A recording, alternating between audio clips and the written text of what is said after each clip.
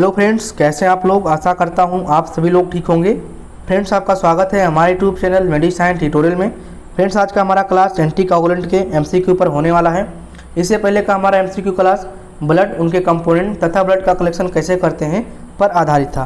Friends, यहाँ पे आज हम 20 प्रश्न को सॉल्व करने वाले हैं। सारे के सारे प्रश्न आपके इंपॉर्टेंट हैं और एंटीकोगुलेंट से रिलेटेड हैं, इसीलिए आज से जो भी एंटीकोगुलेंट के प्रश्न आएंगे आप सॉल्व कर ले जाएंगे। ऐसे ही धीरे धीरे करके हम सारे टॉपिक को कवर करते चलेंगे एमसीक्यू के माध्यम से। तो आप इस चैनल से जुड़ सकते हैं। जो भी आपके फ्रेंड्स तैयारी कर रहे हैं लैब टेक्नीशियन, उनको आप शेयर कर सकते हैं। और अगर हमारा आप टेलीग्राम चैनल नहीं ज्वाइन किए तो इसका लिंक हम डिस्क्रिप्शन बॉक्स में दे रहे हैं, वहाँ से ज्वाइन कर लीजिए। यहाँ पे आपको क्विज पोल मिल जाएगा और साथ साथ में जो भी पीडीएफ नोट्स है आपको टेलीग्राम चैनल पे मिल जाएगा। तो इसीलिए हम इसका लिंक डिस्क्रिप्शन बॉक्स में दे रहे हैं, वहाँ से आप इसको ज्वाइन कर लीजिए। फ्रेंड्स, ये सीरीज जो है आपके एमपी ग्रुप 5 लैब टेक्नीशियन, साथ साथ में आपके उत्तर प्रदेश, बिहार, राजस्थान के लैब टेक्नीशियन के लिए भी उपयोगी है। तो दोस्तों, क्लास को शुरू करने से पहले हम आपको बता दें कि अगर आप थ्योरी क्लास नहीं लिए हैं तो एंटीकोगुलेंट का थ्योरी क्लास ले लीजिए। इसके बाद अगर आप एमसीक्यू को सॉल्व करेंगे तो शायद आपको और बेहतर यहाँ पे समझ में आए। तो चलिए देरी नहीं करते हैं, आते हैं अपने पहले प्रश्न पे। पहला प्रश्न हमारा है anticoagulant used for HbA1c test is, यानी कि आपका जो HbA1c टेस्ट है, इस टेस्ट को अगर आप परफॉर्म करना चाहते हैं तो किस प्रकार के एंटीकोगुलेंट का यहाँ पे उपयोग करेंगे। हिपेरिन का लेंगे, सोडियम क्लोराइड लेंगे, EDTA लेंगे या फिर सोडियम साइट्रेट लेंगे। तो सही आंसर जाएगा आपका EDTA। EDTA के द्वारा फ्रेंड्स यहाँ पे हीमोग्लोबिन भी कर सकते हैं, TLC भी कर सकते हैं, RBC काउंट यहाँ पे कर सकते हैं, इओसिनोफिल यहाँ पे कर सकते हैं, हीमोग्लोबिन फीटस का एस्टिमेशन भी यहाँ पे आप EDTA के द्वारा कर सकते हैं। EDTA का जो फुल फॉर्म होता है ethylene diamine tetra acetic acid, और इसमें दो प्रकार के साल्ट का उपयोग करते हैं, एक डाई सोडियम या फिर आपका ट्राई पोटेशियम। तो यहाँ पे दोनों में से एक का उपयोग कर सकते हैं, चाहे डाई सोडियम चाहे ट्राई पोटेशियम। ज़्यादातर इस समय ट्राई पोटेशियम का उपयोग किया जा रहा है क्योंकि ये ज़्यादा सॉल्युबल होता है अपेक्षा बात करें डाई सोडियम के। तो ठीक है, अगर इसकी मात्रा की बात करें तो 2 मिलीग्राम पर ml यहाँ पे उपयोग किया जाता है, यानी कि अगर आप 1 ml ब्लड ले रहे हैं तो यहाँ पे 2 मिलीग्राम आपको EDTA लेना होगा। अगर इसके कलर की बात करें तो इसका जो टॉप होता है ये लेवेंडर कलर का होता है। ठीक है, तो इतना बातें थी आपके EDTA के रूप में। अगर और कोई बातें रहती हैं तो आगे हम आपकी बताने की कोशिश करेंगे। सेकेंड प्रश्न हमारा है anticoagulant of choice for ESR by बेंट्रोम मेथड, यानी कि अगर आप एरिथ्रोसाइट सेडिमेंटेशन रेट का टेस्ट करना चाहते हैं बाय बेंट्रोम मेथड तो आप किस प्रकार के एंटीकोगुलेंट का उपयोग करेंगे। ऑप्शन हमारा है tri sodium citrate, warfarin, heparin, EDTA। तो देखिए फ्रेंड्स, अगर आप ESR करना चाहते हैं बेंट्रोम मेथड के द्वारा तो यहाँ पे आप EDTA का उपयोग करेंगे, और अगर आप ESR करना चाहते हैं आप वेस्टर्न ग्रेन मेथड के द्वारा तो यहाँ पे आप ट्राई सोडियम साइट्रेट का उपयोग करेंगे, जिसका रेशियो 1:4 का होगा। ठीक है, तो ध्यान रखिएगा, अगर आप ESR वेस्टर्न ग्रेन के मेथड के द्वारा करना चाहते हैं तो यहाँ पे आप ट्राई सोडियम या फिर सोडियम साइट्रेट का उपयोग करते हैं, जिसका रेशियो 1:4 का होता है। अगर आप ESR बेंट्रोम मेथड के द्वारा करना चाहते हैं तो उसके लिए आप EDTA यूज कर सकते हैं। और आपका जो ये ट्राई सोडियम साइट्रेट होता है इसका 2 टेस्ट होता है। अगर आप 1:9 में करना चाहते हैं तो ये आपके कोगुलेशन स्टडी हो जाएंगे, जैसे PT, APTT। ठीक है, अगर आप इसमें अगर इसके मतलब की मात्रा की बात करें तो 1:9 में आपका क्या हो जाएगा 0.5 ml आपका यहाँ पे आपका एंटीकोगुलेंट हो जाएगा, और यहाँ पे 9 की बात करें तो 4.5 ml आपका यहाँ पे क्या हो जाएगा ब्लड हो जाएगा। ठीक है, तो ये 1:9 किसके लिए, कोगुलेशन स्टडी के लिए, 1:4 किसके लिए, ESR टेस्ट के लिए बाई वेस्टर्न ग्रेन मेथड। ठीक है, चलिए आते हैं अगले प्रश्न पे। अगला प्रश्न हमारा यहाँ पे है in an anticoagulated specimen the liquid part separated out from the blood is called. मान लीजिए आपका ये ब्लड है, ठीक है, इस ब्लड में आपका एंटीकोगुलेंट मिला हुआ है, इसको आप सेंट्रीफ्यूज कराते हैं तो आपको यहाँ पे कौन सा पार्ट प्राप्त होगा, ऊपरी जो लिक्विड का फॉर्म होगा वो कौन सा होगा, प्लाज्मा होगा या फिर सीरम। तो फ्रेंड्स, यहाँ पे आपका प्लाज्मा होगा, क्योंकि यहाँ पे आप एंटीकोगुलेंट ब्लड मिला दिए हैं, और जब आप एंटीकोगुलेंट यहाँ पे ले लेते हैं किसी भी ब्लड में तो इसका थक्का नहीं हो पाता है, और किसी भी ब्लड का जब थक्का नहीं बनता है और वो सेंट्रीफ्यूज हो जाता है तो उससे आपको प्लाज्मा की प्राप्ति होती है। सारे के सारे क्लॉटिंग फैक्टर इसमें मौजूद होते हैं, केवल छोड़ के किसको छोड़ के, कैल्शियम आयन को छोड़ के सारे के सारे यहाँ पे क्लॉटिंग फैक्टर आपके प्लाज्मा में मौजूद होते हैं। ठीक है, वही बात अगर सीरम की करें तो सीरम बिना एंटीकोगुलेंट के ब्लड होता है, ये क्लॉट के द्वारा बनता है बाई सेंट्रीफ्यूज के द्वारा। ठीक है, तो आपको समझ में आ गया होगा कि जब एंटी कोगुलेंट वाले ब्लड को हम क्या करेंगे, सेंट्रीफ्यूज करेंगे तो हमें प्लाज्मा की प्राप्ति होगी। अगर बिना एंटी कोगुलेंट के ब्लड के सेंट्रीफ्यूज करेंगे तो हमें सीरम की प्राप्ति होगी। ठीक है, चलिए आते हैं 4 नंबर के क्वेश्चन पे। 4 नंबर का जो क्वेश्चन हमारा है, anti coagulated blood choice for blood cell count, यानी कि अगर आप ब्लड सेल काउंट करना चाहते हैं कौन सा एंटी कोगुलेंट यहाँ पे लेंगे। ब्लड सेल काउंट में आपका आरबीसी हो जाता है, ठीक है, टीएलसी हो जाता है, डीएलसी हो जाता है, तो इसके लिए आप यहाँ पे ईडीटीए का उपयोग करते हैं। ठीक है, बस यहाँ पे आप ध्यान रखिए, अगर आप ईडीटीए ले रहे हैं तो इसको 4 घंटे के अंदर टेस्ट परफॉर्म कर लीजिए, क्योंकि अगर 4 घंटे के अंदर नहीं परफॉर्म करेंगे तो आपके जो सेल्स होते हैं इनका जो मॉर्फोलॉजी होगा इसमें अल्टरनेशन शो होने लगता है। ठीक है, प्लेटलेट आपके जो होते हैं इनमें स्वेलिंग स्टार्ट हो जाती है, तो थोड़ा सा ये डिसएडवांटेज है आपके ईडीटीए का। ठीक है, चलिए आते हैं अगले प्रश्न पे। देखिए यहाँ पे जो 4 ऑप्शन है इनको अभी हम थोड़ा सा नहीं समझा रहे हैं, इसलिए क्योंकि आगे इनसे सारे के सारे प्रश्न बने हुए हैं। ठीक है, चलिए आते हैं 5 नंबर के प्रश्न पे।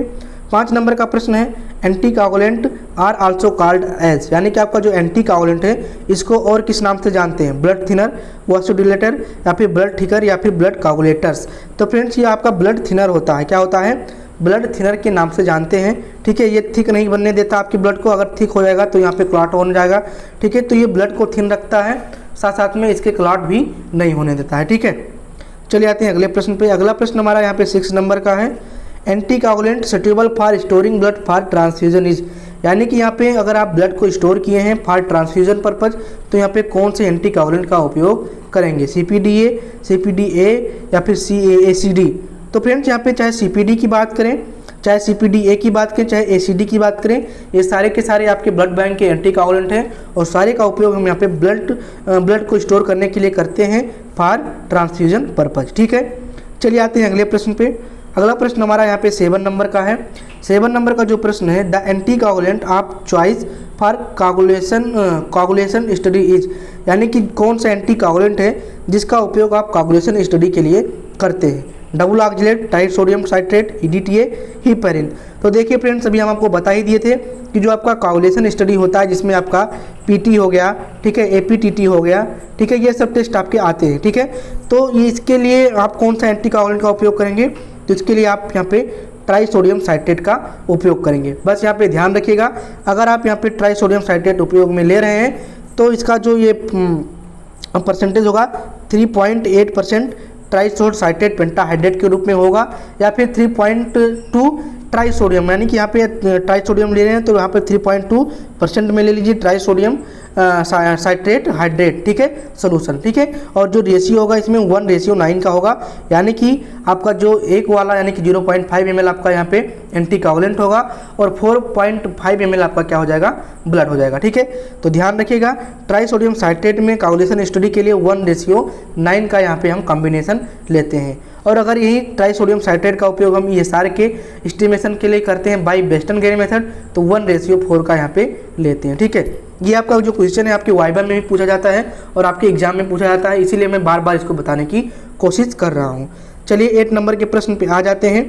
8 नंबर का जो हमारा प्रश्न है, व्हाट डज हिपैरिन इनहिबिट, यानी कि आपका जो हिपैरिन है जो कि एक प्रकार का एंटी कोगुलेंट है, ये 2 प्रकार से होता है। ठीक है, ये नेचुरली भी पाया जाता है आपके बॉडी में, ठीक है, और ये आर्टिफिशियल भी पाया जाता है। ठीक है, तो ध्यान रखिएगा अगर आपका प्रश्न ये भी आता है कि नेचुरल एंटी कोगुलेंट कौन सा है तो आपका हिपैरिन है। ठीक है, तो प्रश्न अपन का यहाँ पे ये है कि जो हिपैरिन है ये किस चीज़ को इनहिबिट करता है, यानी कि किस चीज़ को इनहिबिट करता है जिससे आपका यहाँ पे जो क्लॉट है वो रुक जाता है। ठीक है, सॉरी, ऑप्शन हमारा है पहला वाला the conversion of fibrinogen to fibrin, और दूसरा हमारा है the conversion of prothrombin to thrombin. तो इसका जो सही आंसर जाएगा फ्रेंड्स सेकेंड वाला जाएगा, क्योंकि ये आपका क्या है, ये एंटी थ्रोम्बिन है। ठीक है, तो ये क्या करता है, ये प्रोथ्रोम्बिन को थ्रोम्बिन में बदलने नहीं देता है, जिससे आपका जो ब्लड है इसका क्लॉट नहीं हो पाता है। ठीक है, तो ऑप्शन नंबर यहाँ पे बी वाला सही जाएगा। तो ध्यान रखिएगा नेचुरल वाला कौन सा यहाँ पे एंटी कोगुलेंट होता है, तो ये भी आपका हिपैरिन होता है, और हिपैरिन के द्वारा कौन सा टेस्ट यहाँ पे परफॉर्म किया जाता है, G6PD हो गया, ठीक है, पीके डिफिशियंसी टेस्ट हो गया, ये सब टेस्ट आपको यहाँ पे, या फिर आपका अगर बात करें ऑस्मोटिक फ्रेजिलिटी तो इसके द्वारा, ठीक है, किया जाता है। ठीक है, चलिए आते हैं अगले प्रश्न पे। 9 नंबर का प्रश्न हमारा है the anti coagulant use for blood sugar estimation is.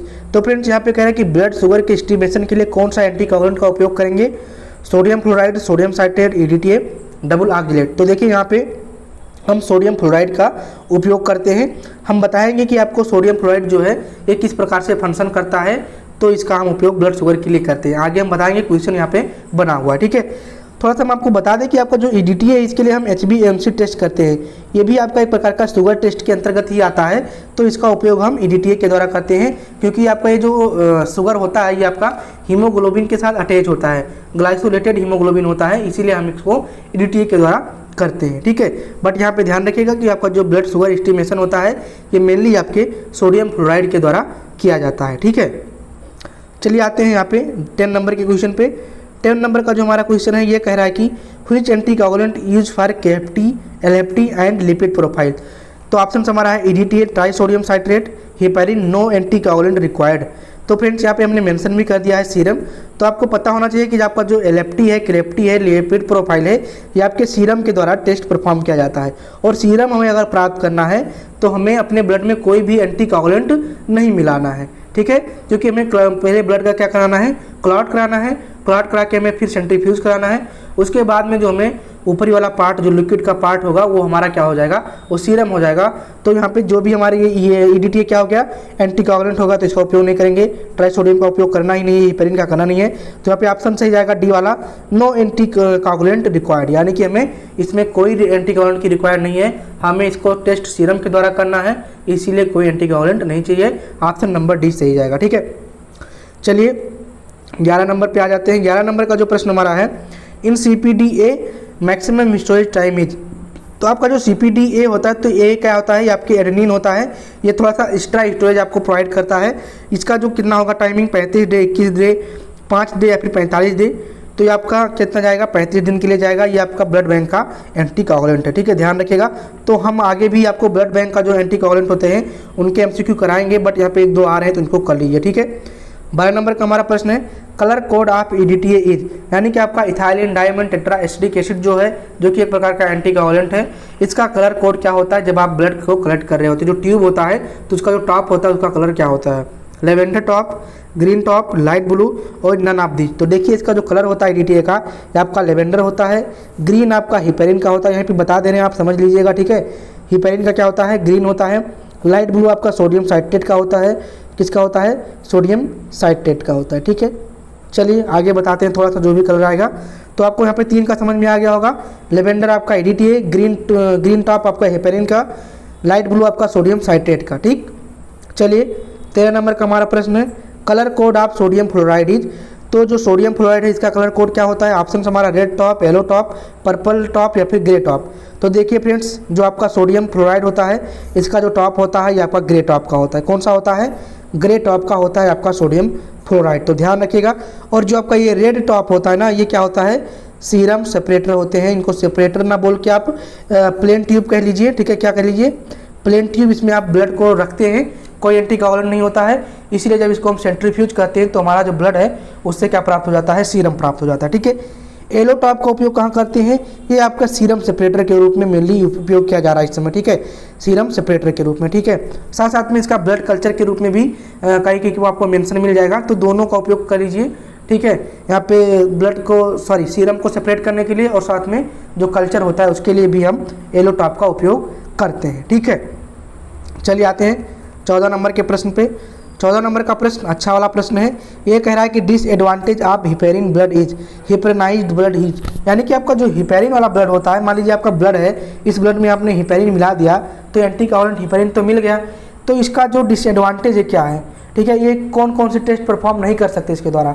तो देखिए ये आपके जो हेपेरिन होता है ना, ये क्या करता है, आपका प्लेटलेट और जो ल्यूकोसाइट है इसमें क्लम्पिंग काज करता है, क्या करता है, क्लम्पिंग काज करता है। और साथ साथ में जो आप अगर इसे स्मेयर बना ले रहे हैं, इसके डीएलसी काउंट के लिए आप स्मेयर बना ले रहे हैं, तो ये क्या करता है सॉरी, आपका जो बैकग्राउंड है ये पिंक शो करने लगेगा ना, तो इसीलिए हम इससे कोई भी मतलब कि स्मेयर का परफॉर्मेंस नहीं कहीं करते हैं, और साथ में इसका हम काउंटर किलेज, सेल काउंटर किलेज का उपयोग नहीं करते हैं, ठीक है। क्योंकि आपका जो ये व्हाइट सेल होते हैं और रेड सेल होते हैं, इनके मार्फोलॉजी के लिए गुड नहीं है, तो इसका मेनली उपयोग हम PKC डिफिशियंसी, ठीक है, G6PD के लिए या फिर ऑस्मोटिक फ्रेजिलिटी टेस्ट के लिए उपयोग करते हैं। ठीक है, तो ध्यान रखिएगा कि आपका जो हिपैरिन है इसका यही डिसएडवांटेज है कि आपका जो प्लेटलेट और ल्यूकोसाइट है इसमें क्लम्प काज करता है, और जो अगर इससे हम स्मेर बना लेते हैं तो ये पिंक बैकग्राउंड का हो जाता है, इसीलिए हम इसका काउंटर के लिए और स्मेर बनाने के लिए उपयोग नहीं करते हैं। ठीक है, तो ध्यान रखिएगा, बहुत ही इंपॉर्टेंट क्वेश्चन है। अगर डीएमएलटी बीएमएलटी के आप स्टूडेंट हैं और वाइवा दे रहे हैं तो बहुत ही इंपॉर्टेंट क्वेश्चन आपके लिए ये हो जाता है। ठीक है, 15 नंबर का जो प्रश्न हमारा है, हिपैरिन एंटीकोगुलेंट एक्ट एज, यानी कि आपका जो हिपैरिन एंटीकोगुलेंट है ये किस प्रकार से एक्ट करता है, ये फंक्शन मेनली किस तरह से करता है। तो हिपैरिन के साथ साथ हम 3-4 और एंटीकोगुलेंट को बता देंगे किस प्रकार से ये फंक्शन करते हैं। ठीक है, तो देखिए जो आपका हिपैरिन होता है ना, ये एज एंटी थ्रोम्बिन के रूप में काज करता है। हमने बताया था कि जो आपका यहाँ पे जो आपका प्रोथ्रोम्बिन होता है ये थ्रोम्बिन में नहीं बदलने देता है। ठीक है, तो हिपैरिन आपका इस तरह से काम करता है, इसीलिए आपके ब्लड का क्लॉट नहीं हो पाता है। और अगर हम बात करें कैल्शियम चिलेशन की, तो कैल्शियम चिलेशन किसके द्वारा होता है, ये आपके ईडीटीए के द्वारा हो जाता है। ठीक है, ईडीटीए, तो ईडीटीए में क्या होता है, आपका जो यहाँ पे कैल्शियम होता है इसका चिलेशन हो जाता है। ठीक है, रिमूविंग बाई कैल्शियम आयन, इसीलिए आपका यहाँ पे क्लॉट नहीं होता है। और अगर हम बात करें कैल्शियम कॉम्प्लेक्स की फॉर्मेशन की, तो ये किसके द्वारा होता है, आपके सोडियम साइट्रेट के द्वारा हो जाता है। किसके द्वारा, सोडियम साइट्रेट के द्वारा हो जाता है, इसीलिए आपके ब्लड का थक्का नहीं बनता है। तो ध्यान रखिएगा कि ईडीटीए क्या करता है, ये आपके कैल्शियम आयन को रिमूव कर देता है बाई चिलेशन मेथड। और आपका जो ये सोडियम साइट्रेट होता है ये क्या कर लेता है, ये कैल्शियम साइट्रेट कॉम्प्लेक्स बना लेता है, जिससे आपका कैल्शियम क्या हो जाता है, आपके ब्लड से हट जाता है और आपके ब्लड का थक्का बनना रुक जाता है।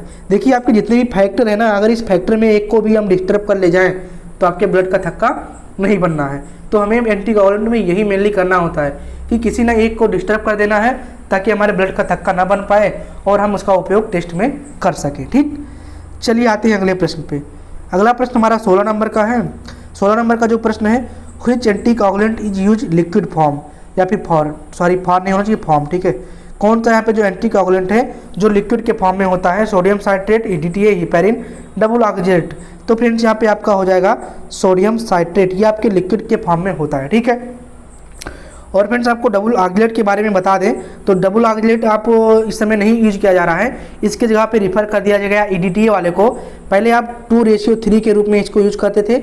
2 में क्या होता था, ये आपका पोटेशियम होता था, और 3 के रूप में क्या होता था, आपका अमोनिया होता था। क्या होता था, अमोनियम होता था। ठीक है, पोटेशियम एंड अमोनियम ऑक्जेलेट होता था 2:3 के रूप में। ठीक है, बट इसका उपयोग अभी नहीं करते हैं। क्यों नहीं करते हैं, हम आगे आपको बताने वाले हैं। ठीक है, चलिए आगे आते हैं प्रश्न पे। अगला प्रश्न हमारा 17 नंबर का है, डिसएडवांटेज ऑफ डबल ऑक्जेलेट। तो प्रश्न आ गया कि हम डबल ऑक्जेलेट का उपयोग क्यों नहीं करते हैं।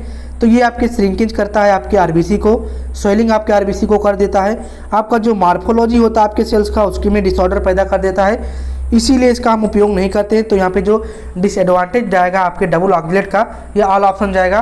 तो फ्रेंड्स इसके जगह पे हम क्या यूज करते हैं, तो इसके जगह पे हम ईडीटीए का उपयोग करते हैं। तो आप यहाँ पे समझ गए होंगे कि ईडीटीए के द्वारा जो भी टेस्ट यहाँ पे हम परफॉर्म कर रहे होते हैं, सारे के सारे टेस्ट पहले हम डबल ऑक्जेलेट के द्वारा करते थे, बट इस समय नहीं करते हैं, क्योंकि यहाँ पे क्या होता है, श्रिंकेज का आपके आरबीसी का हो जाता है, आपके आरबीसी में स्वेलिंग आने लगती है, मार्फोलॉजिकल डिसऑर्डर होने लगता है, इसीलिए इसका उपयोग हम इस समय नहीं करते हैं। ठीक है, चलिए आते हैं 18 नंबर के क्वेश्चन पे। 18 नंबर का जो क्वेश्चन हमारा है, that is an inhibitor of red cell glycolytic enzymes.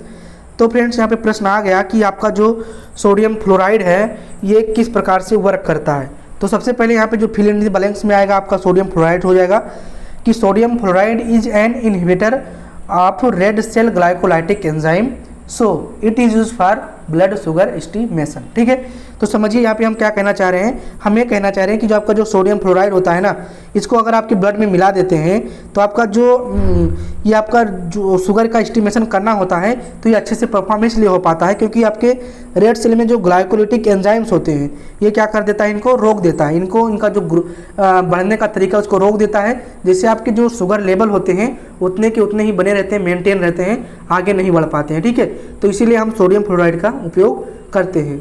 आशा है कि आपको ये बात समझ में आ गई होगी कि हम यहाँ पे शुगर का फॉर्मेशन सोडियम फ्लोराइड के द्वारा ही क्यों करते हैं। क्योंकि आपके जो रेड सेल में ग्लाइकोलिटिक एंजाइम होते हैं इनको इनहिबिट कर देता है। इनहिबिट करने के दौरान आपके जो भी शुगर लेवल होते हैं वो मेंटेन हो जाते हैं, जितने के हैं उतने के बने रहेंगे, बढ़ेंगे घटेंगे नहीं। तो आपको समझ में आ गया होगा कि सोडियम फ्लोराइड का उपयोग क्यों करते हैं। HCD का उपयोग हम कहाँ करते हैं, ब्लड बैंक के एंटीकोगुलेंट के लिए उपयोग करते हैं। और डबल ऑक्सलेट इसमें उपयोग नहीं किया जाता है क्योंकि ये स्वेलिंग, सिरिंजिंग, श्रिंकेज और मॉर्फोलॉजिकल डिसऑर्डर को कॉज करता है। हिपैरिन का उपयोग हम कहाँ कहाँ कर सकते हैं, फर्टिलिटी टेस्ट के लिए, PK6 डिफिशियंसी, ठीक है, और PK6 डिफिशियंसी, G6PD, ठीक है, इन सब के लिए करते हैं। और सोडियम साइट्रेट का उपयोग हम दो रूप से करते हैं, एक 1:9 के रूप में और दूसरा 1:4 के रूप में। 1:4 के रूप में हम ESR करेंगे, 1:9 के रूप में हम कोगुलेशन स्टडी करेंगे, ठीक है। EDTA का उपयोग हम कहाँ पर करते हैं, HBTLC, platelet count, eosinophil count, RBC count, haemoglobin foetus वाला, इसके द्वारा ही कर सकते हैं, ठीक है। और अगर हम बात करें 4 घंटे के अंदर इसको हमको यूज करने लेना चाहिए क्योंकि ये मॉर्फोलॉजिकल अल्टरनेशन को कॉज करता है, इसका ये भी एक डिसएडवांटेज है, ठीक है। नेचुरल कौन सा पाया जाता है आपका एंटीकोगुलेंट, तो आपका हिपैरिन हो जाता है, ठीक है। लिक्विड के फॉर्म में कौन सा पाया जाता है, सोडियम साइट्रेट हो जाता है, ठीक है। EDTA का कौन सा यहाँ पे कलर होता है टॉप वाला, तो ये आपके लेवेंडर कलर का होता है। अगर आपकी बात करें लाइट ब्लू तो कौन सा होता है, सोडियम साइट्रेट का होता है। अगर हम बात करें आपके ग्रे की तो कौन सा होता है, सोडियम फ्लोराइड होता है, ठीक है। और हम बता दें कि जो आपका येलो होता है, येलो किसके लिए, सीरम सेपरेटर के रूप में और साथ साथ में ब्लड कल्चर के लिए उपयोग किया जाता है, ठीक है। इसमें होता क्या है, ठीक है, तो ये साइट्रेटेड ब्लड होते हैं, ठीक है। कल्चर के लिए जो उपयोग करते हैं साइट्रेटेड ब्लड होते हैं, ठीक है। तो कुल मिला के यहाँ पे हम 18 प्रश्न को सॉल्व किए हैं और अच्छा लगा होगा, हमें पता है आपको प्रश्न, क्योंकि यहाँ पे आपका जो टोटली एंटीकोगुलेंट के प्रश्न थे यहाँ पे समाप्त हो रहे हैं, इससे अलग कोई भी प्रश्न नहीं बन सकता है, ठीक है। और 19 नंबर का जो प्रश्न है आपके लिए है, इसमें कह रहा है कि डेंजरस फ्लूइड इज यूज, यानी कि आपका जो डेंजरस फ्लूइड है क्यों यूज किया जाता है, ACE यानी कि स्नोफिल काउंट के लिए, एब्सोल्यूट स्नोफिल काउंट के लिए, platelet count, WBC count, red cell count. आपको ऑप्शन बताना है कौन सा सही होगा कमेंट बॉक्स के माध्यम से। अगर आप टेलीग्राम से नहीं जुड़े हैं तो जुड़ जाइए, कुछ पोल वहाँ पे आपको मिलेगा, साथ में जो भी PDF नोट्स है, जैसे मान लीजिए हमारा ये नोट्स है तो इसको हमें प्रोवाइड करना है तो हम टेलीग्राम पे ही प्रोवाइड करते हैं, ठीक है। तो फ्रेंड्स आज का लेक्चर आपको कैसा लगा कमेंट करके ज़रूर बताएं। अच्छा लगा है तो लाइक करें, बिल्कुल अच्छा नहीं लगा तो आप इसको डिसलाइक कर सकते हैं। आज के लिए इतना ही, थैंक यू।